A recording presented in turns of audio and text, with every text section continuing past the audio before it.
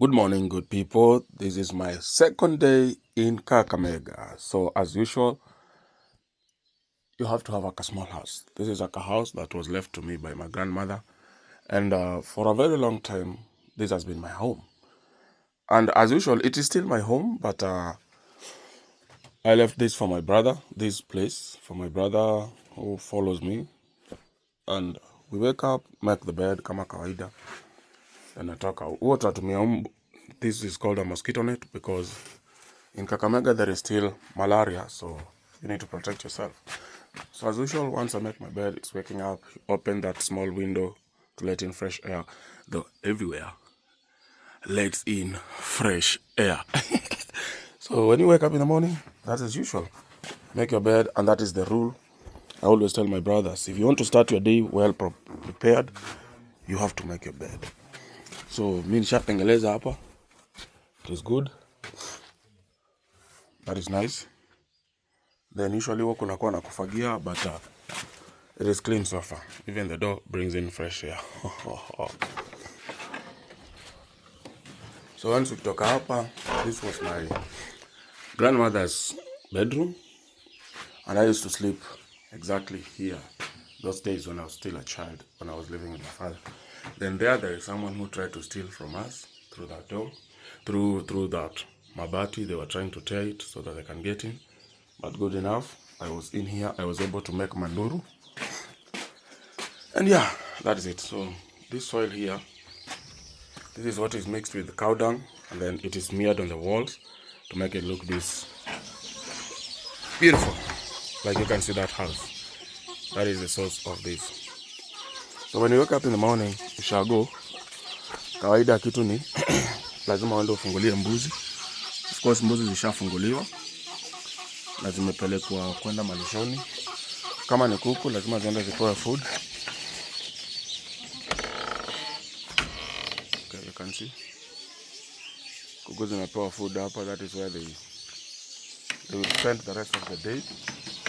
Usually ushago kuku zinachiliwanga tu zende zikazurure, but unlike many people, my father doesn't allow that. So he only wants his birds to stay protected indoors from diseases or mixing of with other birds kwa jirani. So and we have a good friend here. So naziekea tu maji, alafu na maugali zinatupwa huku. Then kuku wanakula, and that is a day. Then we also have an insect here. I don't know what is the name of this guy. Hey. Hello. Hey, the guy is very bitter. So big, you can see.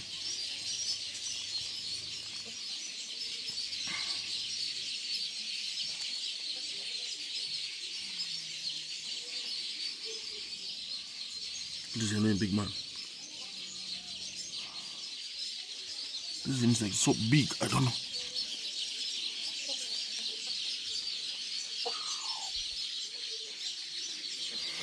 He's so pissed off. Wherever you are. Do you like climbing? Maybe you like, maybe you don't. Let me let you be there. Okay? Then when you wake up in the morning, everything is busy, including birds.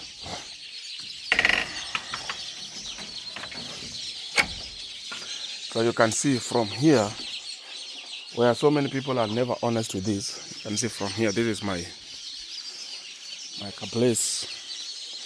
I want to show you where I had moved to. So when you wake up in the morning, you wake up to the chirping sounds of these birds. These are called weaver birds.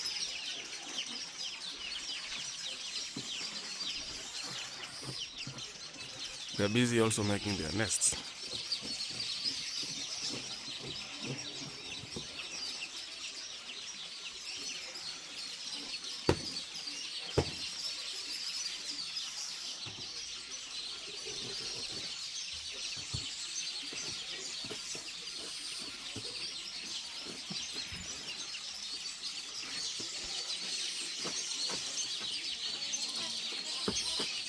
And so that is like my father as usual. Wakes up, prepares the place, and I make sure vifaranga ziko place yao. So hii tunaitanga lite ya. This is where you keep your chicks. This keeps them safe from hawks or any other thing that could be eyeing to eat the chicks, the likes of cats and other wild animals, because we usually share home with wild animals as well. So that is just the way. So you have to keep them safe, and my father does that. At night they sleep in these boxes, then he collects this chicken waste, which of course is used as manure. You can see he'll be collecting all of this.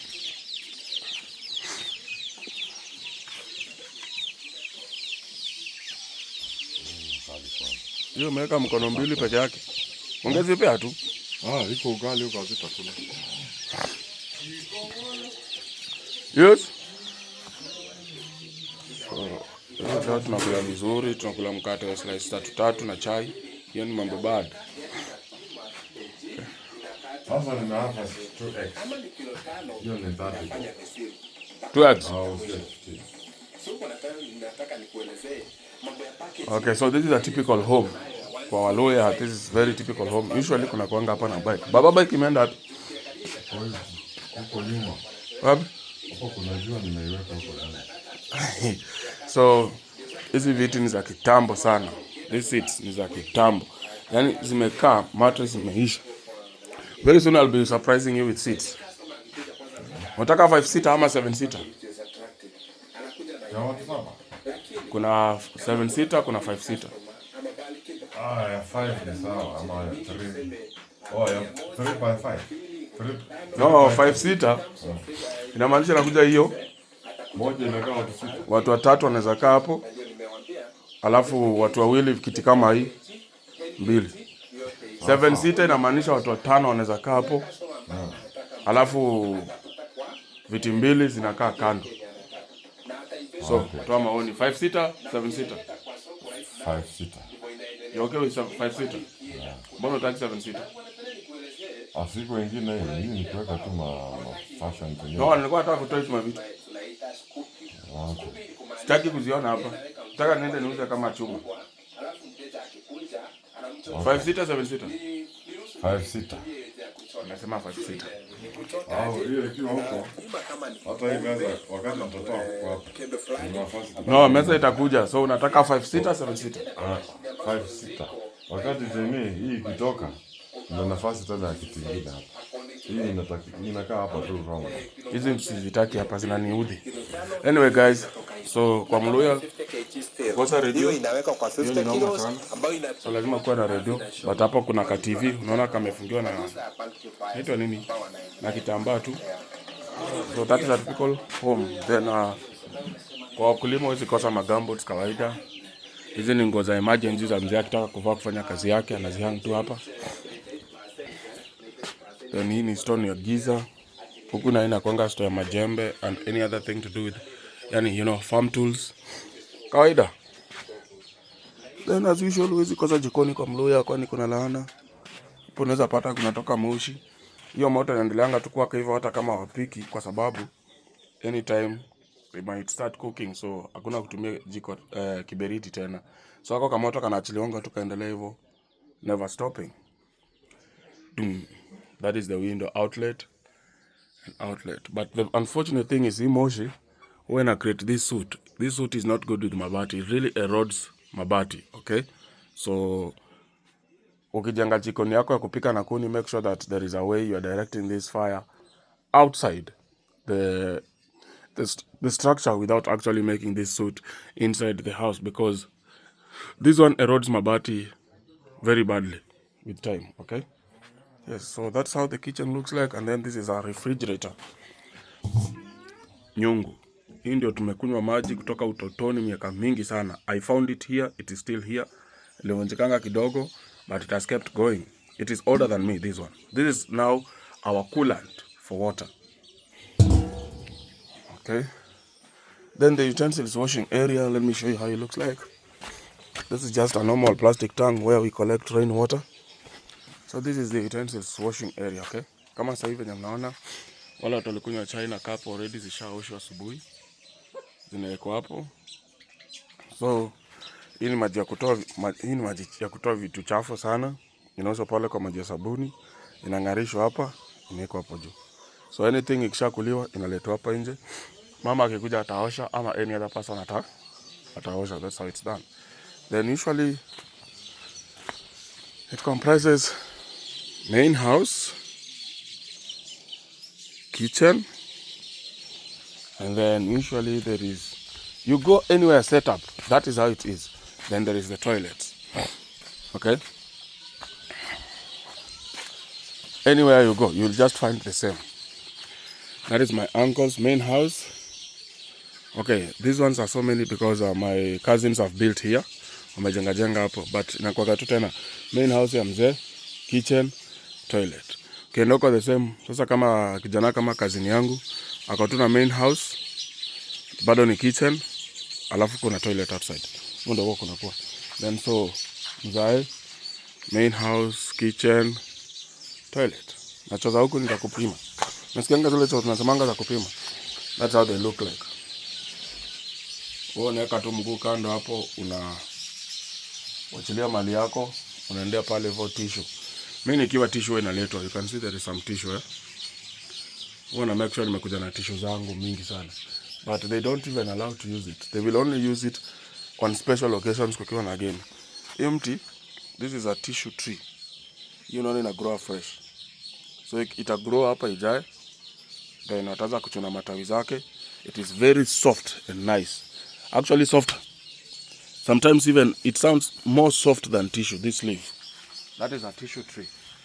But it's not to manufacture real tissue. What it does is the leaves are used. Or without that, there is a little bit much more rougher like that, like this. This is a family of Croton megalocoppus tree. This one. Kwa Kiluya tunaita mosotso.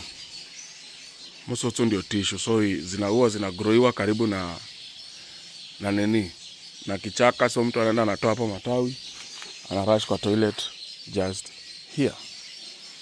Okay guys, so that's how typically structural wise ushago nyingi zinakuanga. I believe it's not even just Western peke yake, but most of the ushagos, that's how they usually are. Then these chipping sounds zitakaa hapa mpaka wachoke. This is the yellow weaver bird.